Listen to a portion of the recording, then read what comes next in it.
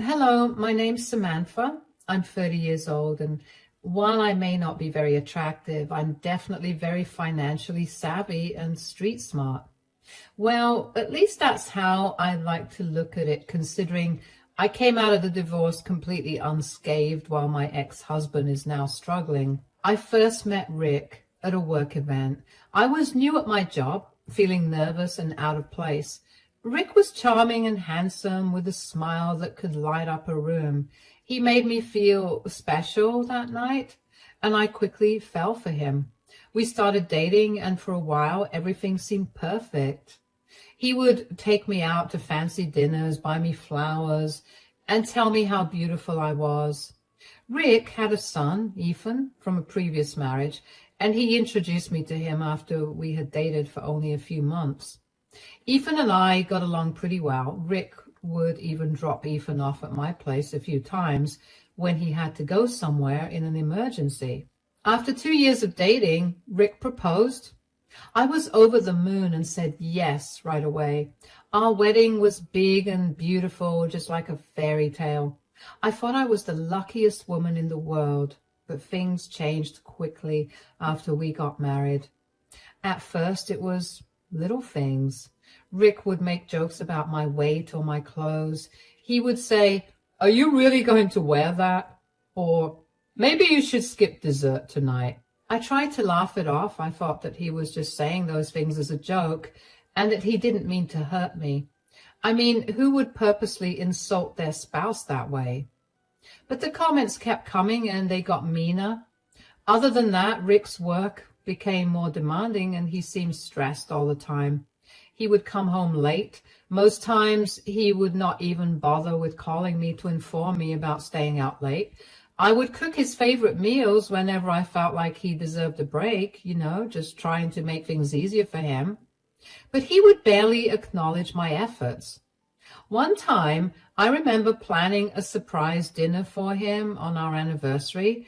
I cooked his favorite dish and set the table with candles and flowers. When he finally came home, he was on his phone the whole time and barely looked at me. He didn't even notice the effort that I had put into making the night special. It hurt so much. But I tried to brush it off, thinking maybe he was just tired. Another instance was when we went to a friend's party together. I had spent hours picking out a dress and doing my hair and makeup. When we arrived, Rick introduced me to his friend, but he commented on how I looked like a cow in my dress and laughed really hard with them about it. It was embarrassing, and I felt so self-conscious the rest of the night. The whole night, Rick ignored me and flirted with other women. I cried myself to sleep that night. I remember confronting him about his behavior a few days later when he had a day off but seemed more content spending it away from me and sitting in his office playing video games. I had had a tough day cleaning up after Ethan and pretty much stormed into Rick's office to ask him why he wasn't helping me out or even spending time with me. "We need to talk right now." "What is it? I'm busy." "Busy? You're just playing video games. We need to talk about us, about how you've been treating me." "Treating you? What are you talking about now?" "I'm talking about how you ignore me, how you insult me in front of your friends, how you didn't even care about the anniversary dinner I made for you." "Oh, that. You're overreacting. I was tired and had a lot on my mind." "Tired? You were on your phone the whole time. You didn't even look at me or say thank you. Do you know how much that hurt?" "Look, I can't be expected to praise you for every little thing you do. You're making a big deal out of nothing." "Nothing? You called me a cow at the party. You laughed at me in front of everyone. I felt so embarrassed and humiliated. And you flirted with other women all night." "Oh, come on. It was just a joke. You need to lighten up. And flirting? Really? You're going to accuse me of that now?" "It's not just about the party. It's everything. You come home late without calling. You ignore me and you treat me like I'm invisible. I'm your wife, Rick. I need you to show that you care about me. Maybe if you weren't so clingy and needy, I would. I have a lot on my plate, okay? Work is stressful. I don't have time to deal with your constant whining. Whining? Is that what you think I'm doing? I'm trying to tell you how I feel and how your actions are affecting me. I want us to be happy together, but I can't do it alone. Well, maybe you should just try harder. Maybe if you looked nicer or didn't complain so much, things would be better. That's not fair, Rick. I try so hard to make things nice for you. I cook your favorite meals, I plan special evenings, and you just brush it all off. I feel like I don't matter to you anymore. You matter, but I can't be everything for you. You need to stop being so sensitive and start understanding the pressures I'm under. I do understand, but that doesn't mean you can treat me this way. I need respect and love from you. I need you to be my partner, not just someone who shares a house with me. Respect, love. I'm doing the best I can, Samantha. If that's not good enough for you, then maybe you need to rethink what you want. What I want is for us to work together, to be there for each other. But right now, it feels like I'm the only one trying. I can't keep doing this if you won't even try to meet me halfway. Well, maybe you should stop trying so hard. Maybe you should just accept that this is how things are. Accept it? I can't accept being treated like this. I deserve better. Fine, I'll do my best to be better, but I'm telling you, I don't care enough to deal with your stupid insecurities. I don't have time for this drama. This isn't drama, Rick. This is our marriage. If I can't talk to you about my feelings, who else do I talk to about it? Whatever. Please leave the room. Now, I'm playing an important match right now. It stung to hear Rick talk to me that way. Of course, Rick did not actually try to be better. I learned to live with it, thinking that that was the worst of it all. I was wrong. The worst was when Rick started comparing me to his ex-wife, Jessica. He would talk about how she was always so put together and confident. He would say, Jessica would never do that. Or, Jessica always looked so good. It hurt so much. I felt like I was always competing with her, and I was always losing. Rick's words and actions made me feel ugly and small. I started to believe that I was the problem, that I wasn't good enough. I lost confidence in myself and stopped doing the things I loved. I felt trapped in a marriage where I was constantly put down and made to feel less than. I think deep down I always knew our marriage wasn't right, but I kept hoping things would get better, that Rick would change. Rick and Jessica's divorce happened before I met Rick. From what I've gathered, they split up because they couldn't see eye to eye on a lot of things. They argued a lot about money and how they wanted to live their lives. It got to be too much for them to handle, so they decided to go their separate ways. Even though they weren't together anymore, Rick and Jessica had to stay in touch because they shared custody of their son, Ethan. Ethan is a sweet boy, but it meant that Rick and Jessica had to talk to each other and see each other sometimes. They had to figure out who was going to take care of Ethan and when. But even with that, it felt like I was the one who was always taking care of Ethan. Rick was busy with his job all the time, and Jessica was too. They were both high up in their careers, so they didn't have a lot of time to spend with Ethan. It made me sad because I knew Ethan missed his parents, but I was glad I could be there for him. Sometimes when Ethan was with us, Jessica would come over to pick him up or drop him off. It was always tense when she was around. She never liked me much. I think she blamed me for the fact that Rick was moving on from her so quickly. Hi, Jessica. Ethan's ready to go. He's just grabbing his backpack. Hi, Samantha. Nice to see you. I was just thinking it's a shame you never quite got the hang of dressing nicely, isn't it? I thought this was a nice outfit. I tried my best. Oh, bless your heart. Trying is all you can do, I suppose. Not everyone can pull off looking effortlessly good. Some of us are just naturally stylish, right? I guess so. I just want to be comfortable and presentable. Presentable? Oh, sweetie, that's a low bar.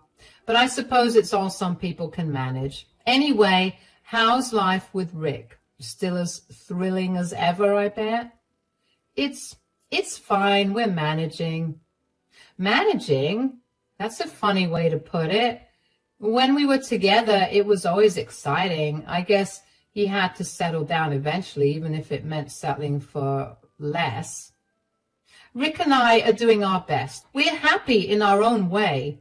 Happy? Sure, if you call living in a constant state of mediocrity happy. I suppose it's all about perspective.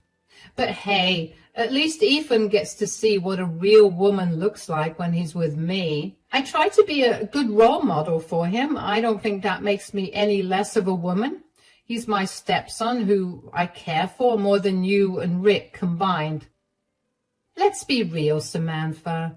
You're just playing house. Ethan knows who the real mom is, and it's certainly not you. But nice try, though. I just want him to feel loved and supported. That's what's important to me. And that's cute, really. But love and support can't make up for, well, everything else you're lacking. But you keep doing your best, Samantha. It's adorable how hard you try. Thanks, I guess. I'll keep trying. Oh, I bet you will. You have to, don't you? Anyway, where is Ethan? I don't have all day to stand here chatting. He's coming. He just needed to grab his things. He'll be right out. Good. Because honestly, the longer I stay here, the more I feel my standards dropping. Don't worry. I'm sure you're doing fine. For you, anyway. Thanks. I'll make sure Ethan's ready quickly. Wonderful. Have a lovely day, Samantha. And remember, there's always room for improvement. I'll keep that in mind.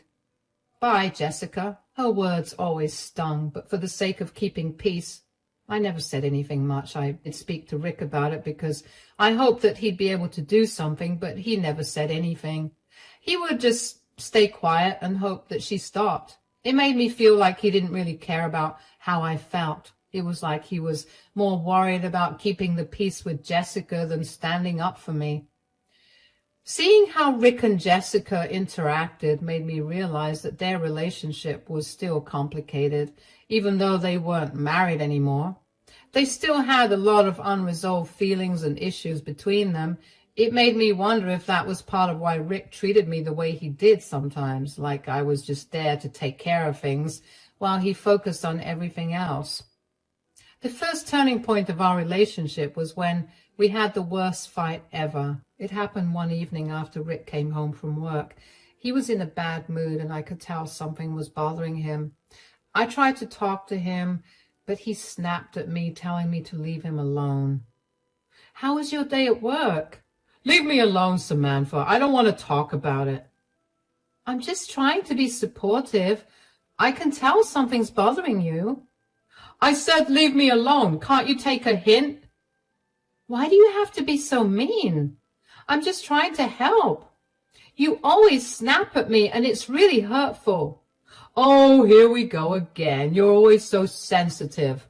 Can't you see I'm stressed? Yes, I see that, but that doesn't give you the right to treat me like this.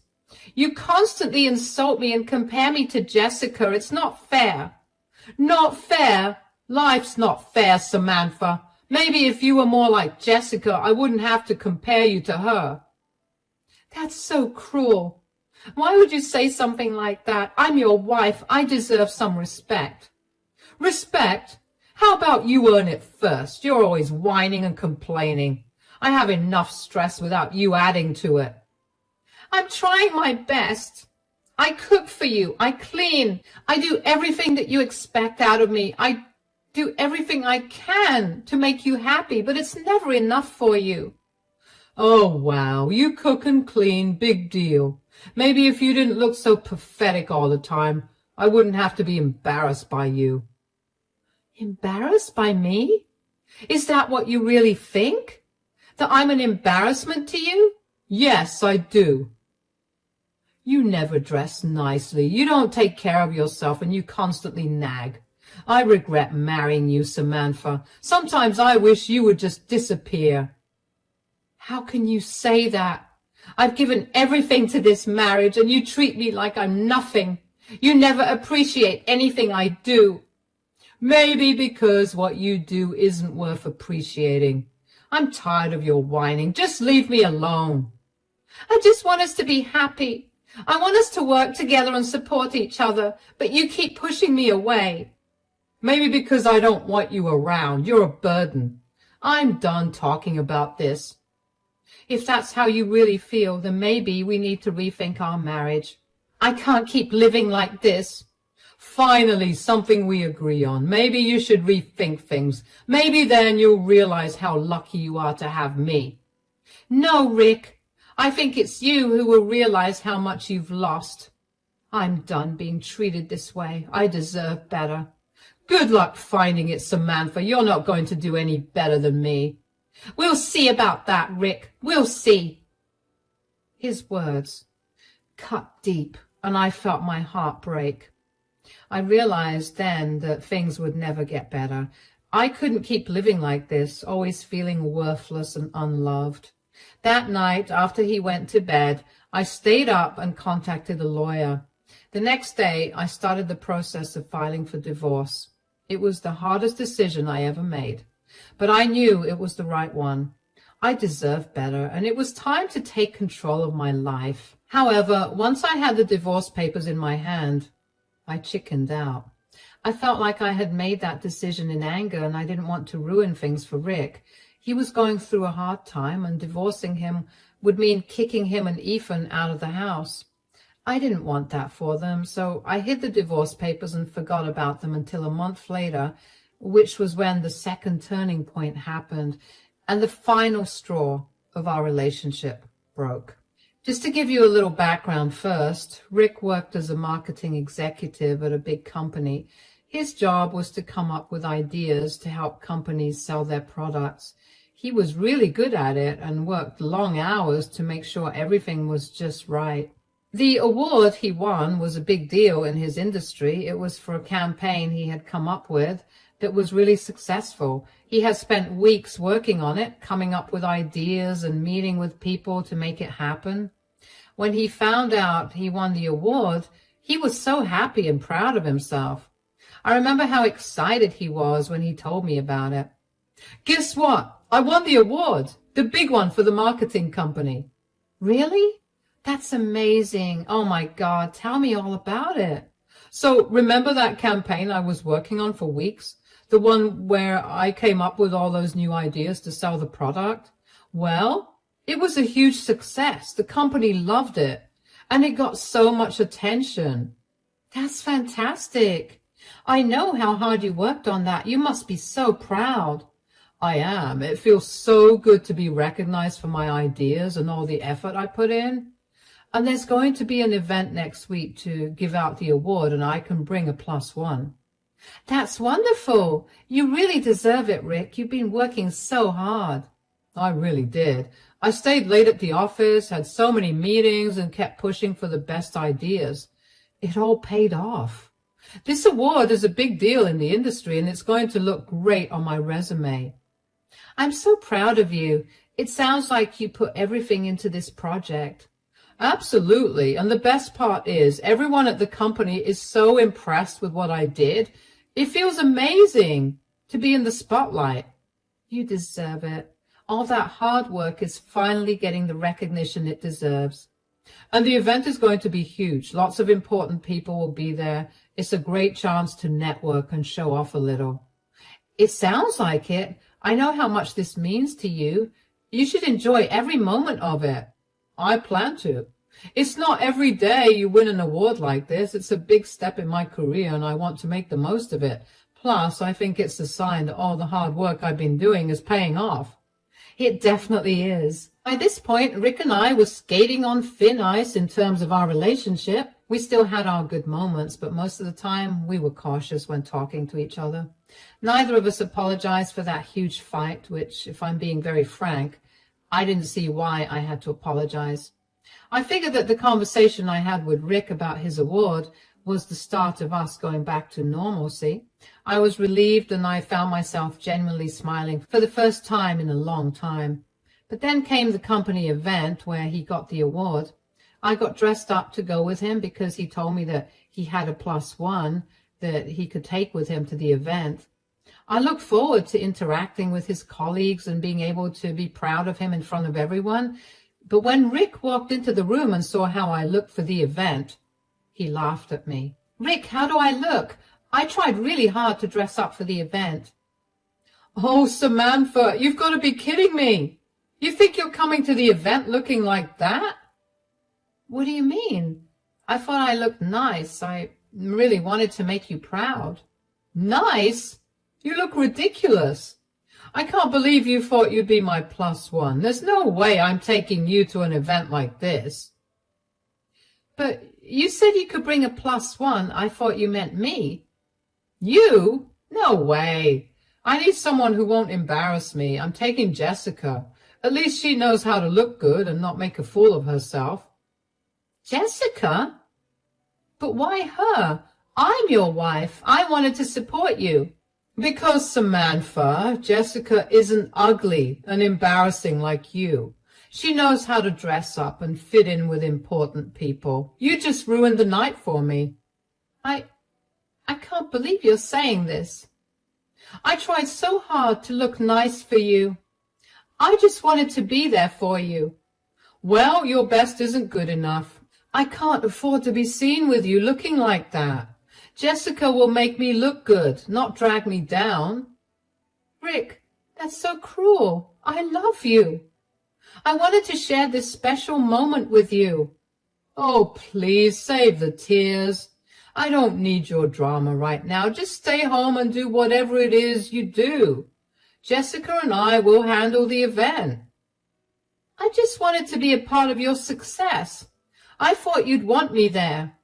Yeah, well, you thought wrong. This is too important for me to let you mess it up. Jessica is a better fit for the night. Just deal with it. I can't believe you're treating me like this. I thought we were a team. A team? Hardly. Look, I need to get ready. Just stay out of my way tonight. I don't have time for this nonsense. I felt crushed. I thought dressing up for his big event would make him proud of me, but instead he made me feel worthless. His words hurt more than I expected. I felt so embarrassed and small. I couldn't stop crying, thinking about how he chose Jessica over me. I tried so hard to support him, but it wasn't enough. I felt like everything I did was wrong. It was like Rick didn't care about my feelings at all, and it made me question if he ever really loved me. After Rick left for his award event with Jessica, I felt a mix of hurt and anger swirling inside me. It wasn't the first time he had put me down, but this time was different. This time I wasn't going to let him get away with it. I brought out the divorce papers that I had filed, and after a bit of research, realized that they were still valid. I could serve them to Rick, so that was what I was going to do. In those 4 hours while Rick was at the event, I acted swiftly. I packed all his belongings, clothes, gadgets, everything, into boxes and moved them to a storage unit. I changed the locks on the doors and secured my finances. This house was mine, legally mine. I had inherited it from my grandparents, and Rick's name was never on the deed. Next, I had evidence of Jessica's true nature. She was out to destroy Rick. I found out about Jessica's plans accidentally while looking for some old photos on Rick's laptop. He had an old laptop that he rarely used anymore, and one day, out of curiosity, I decided to go through it. I thought maybe I could find some pictures of us from when we first started dating. When I opened the laptop, I saw Jessica's email account was still logged in. I knew Jessica had used it when they were married. I know it's not right to snoop, but I needed to understand why she was treating me so badly. I searched through her emails for a few minutes without finding anything, and then there it was. Emails and messages where Jessica was bad-mouthing Rick to her friends and colleagues. In those messages, Jessica was saying terrible things about Rick, trying to sabotage his career. She was jealous that he had moved on with me, and she wanted to ruin him. My heart sank reading those words. It hurt to see how much hatred she had towards Rick, and how she was using me to hurt him. I printed out these messages knowing they would be a bombshell. When Rick returned home, he was shocked to find the house empty of his things. "What in the world is going on here, Samantha? Where are my things?" "They're gone. I moved them out." "You moved them out? Are you out of your mind? What gives you the right to do that?"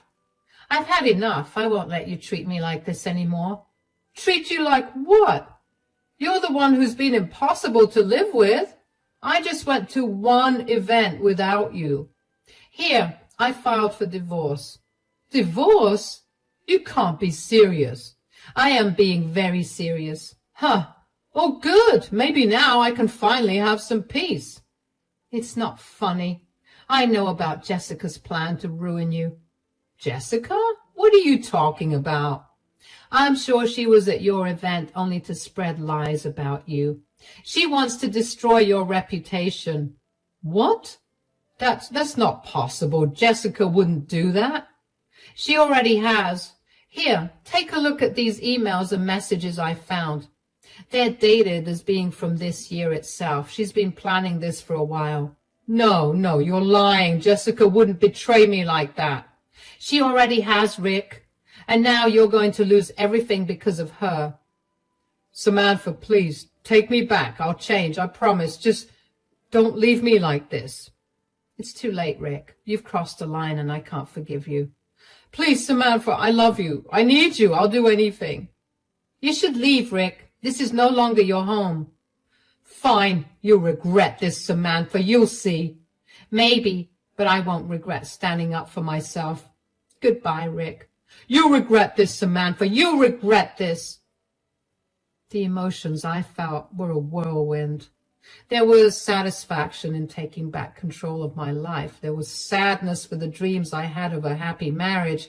There was relief that I had finally stood up for myself.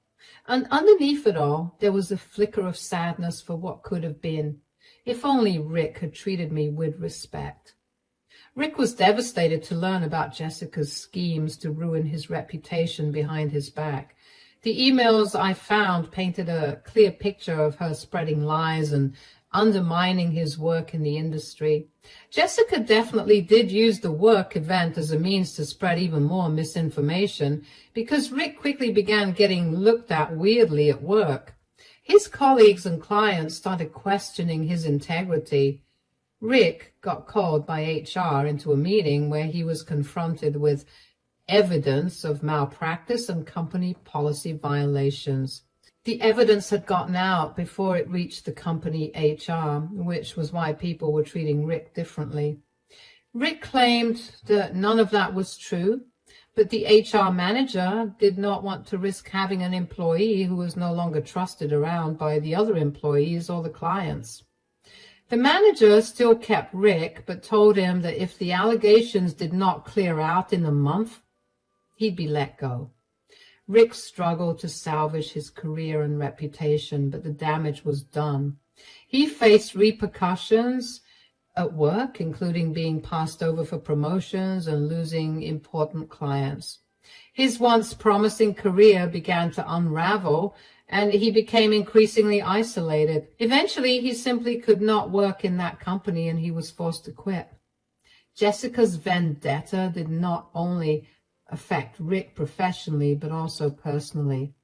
Their co-parenting relationship deteriorated further as mistrust and resentment grew between them. Because of Rick's lack of a job and his new reputation, Jessica managed to get full custody of Ethan, and that only further devastated Rick. Meanwhile, the divorce proceedings were emotionally taxing but necessary. Rick initially fought against the divorce, refusing to accept the end of our marriage. However, the evidence I presented, coupled with his neglect and cruelty towards me, made it clear to the court Our marriage was irretrievably broken, and eventually he reluctantly signed the divorce papers and we went our separate ways legally. For me, life after the divorce was a revelation. I felt liberated from the constant stress and emotional abuse I endured during our marriage. With the support of friends and family, I focused on healing and rebuilding my life. I rediscovered my passions and pursued new opportunities without the weight of Rick's expectations and criticisms holding me back. I started a small business that had always been a dream of mine, and it flourished. I surrounded myself with positive influences and learned to prioritize my happiness and well-being. The contrast between my life before and after the divorce was stark. I was no longer living in the shadow of someone else's expectations, but embracing my path with confidence and strength.